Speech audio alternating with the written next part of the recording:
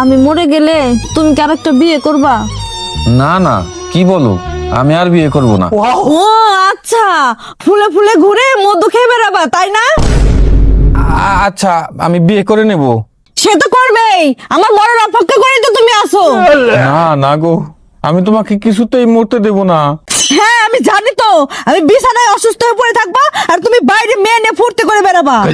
কি যে বলো, বাইরে ফুর্তি করতে যাব কেন? আচ্ছা তার মানে ঘরে এনে ফুর্তি করবা? আচ্ছা মুশকিল তো, ঘরে আনতে যাব কেন? মানে তার ঘরে যা ফুর্তি করবা? কে সেই রমণী? পাশের বাড়ির ভাবি? আমি মনে হয় বুঝি না। আরে ধুর, উনি তো বয়সে আমার অনেক বড়। ও আচ্ছা, বয়সটাও তাহলে জানা হয়ে গেছে। আরে না, আমি জানতে চাই নাকি, উনি তো নিজেই আমাকে বললো। কবে বললো? তুমি ওর বাড়িতে গেছিলা তাই না? আরে না, ওনার ফোনটা হ্যাং করছিল, ভাইয়া বাসায় ছিল না, তাই আমাকে একটু ডাকছিল। ও আচ্ছা, ভাইয়া যখন বাসায় থাকে না তখন তুমি ওর বাড়িতে যাও না? চরিত্রহীন রংপট, আজই তোকে ডিভোর্স দেবো। আরে ধুর পাগলি, ডিভোর্স কি আর একদিনে হয় নাকি? ডিভোর্স দিতেও 3 মাস সময় লাগে। সে খবর নেওয়া হয়ে গেছে, বাকি কি রেখেছো আর শুনি? কি যে বলো, তুমি ঘুমাও তো। আমি ঘুমাই আর তুমি ভাবির সাথে ডেটিং করতে যাও তাই না? ধুর, তোমার যা মন চাই ভাবো, আমি গেলাম।